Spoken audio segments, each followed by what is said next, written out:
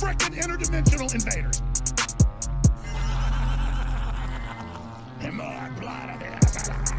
Hey, this is Ryan Dawson of the Anti-Neocon Report. With me today is my guest Mick West, who's done a stellar job debunking a lot of topics. Of course, today being 9/11, we're going to be talking about 9/11 and the people obsessed with physics who think that, there must have been controlled demolition on September 11th in New York, because based on eyeballing it, the skyscrapers about this. There's a recent paper, what's supposed to be recent, from an Alaska study.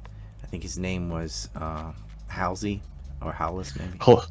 Halsey. Leroy Halsey. Leroy Halsey. Yeah. And I remember, and I believe it's the same one, this draft of this in 2017 that had a lot of problems, and I'm not even an engineer or expert or anything. I'm not even in that field, and from a layman's perspective, I could see problems with it. And I thought, well, did they fix these things? And not really. It's just they start with a conclusion for one, and then set out to prove it, which is how science works. Really doing a dynamic simulation, completely different to NIST, who actually did a proper dynamic simulation. So I really don't think you can take his study very seriously. And I think these simulations of the entire building that they've done, and they did like. Right, they but say if they the did. premise is wrong, your simulation doesn't matter. Yeah, but they're using their simulation in theory to test their premise. So they're setting up a simulation. In fact, we've shown for the first time that fire can induce a progressive collapse. NIST used detailed data describing the building and its contents to create the most complex computer simulation of a structure collapse ever made. Falling debris from Tower 1 started fires on 10 floors in Building 7.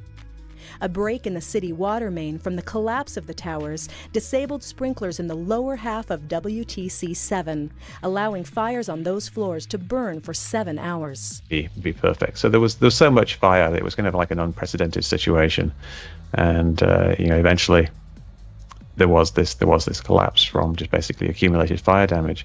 And what happened, according to NIST, was that some floors on one side of the building around column 79, they collapsed.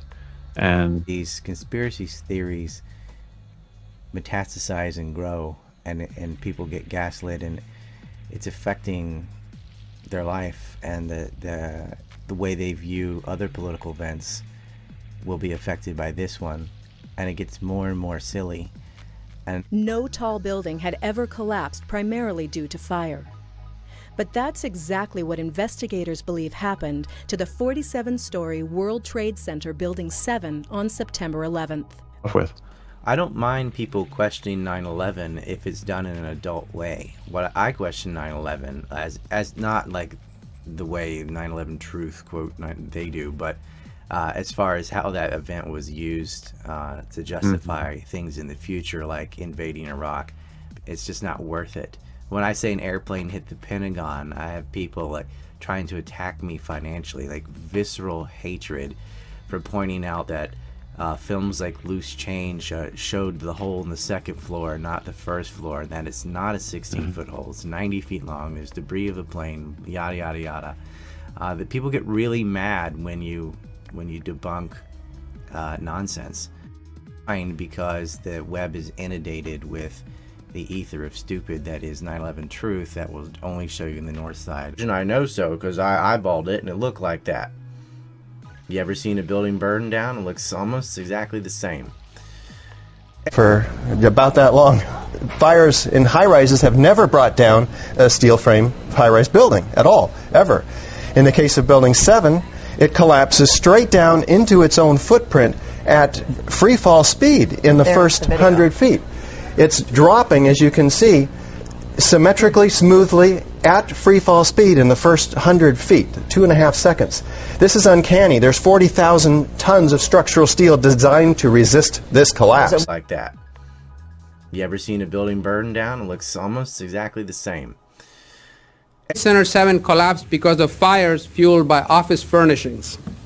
It did not collapse from explosives or from fuel oil fires. Here is a 47-story skyscraper. At 5:20 in the afternoon, it drops like a rock, and I mean this fast, and more ridiculous conspiracy theories, where I feel like if we had just tackled the physics of 9/11 and went ahead and yes dealt with the headache, I don't think there would be as many people popping up and trying to go, oh, and some more and this and this and this with no one died at Sandy Hook and stuff like that. And they did die. Yeah. I gotta say that because the YouTube algorithm will grab the text and think I'm a denier or something. I'm not. But I do think all these events are related, so I wish the academic world would just all the other professors basically on Earth that disagree. Yeah, and that's the problem though, like that this actually makes some of them ask questions. Yeah, for the rank and file who know nothing at all about engineering, know nothing about what static analysis even means. It's quite complicated. I totally understand people not being able to understand that. It's a bunch of charlatans running around just using the fancy words, saying we're architects and engineers. I'm like, really? You're architects and you didn't know the structure of the Pentagon? And for more than a decade you said a plane had to go through 6 walls? Like, how long did you look at it? Did you look at a blueprint? Because it'd take you 5 seconds to debunk that.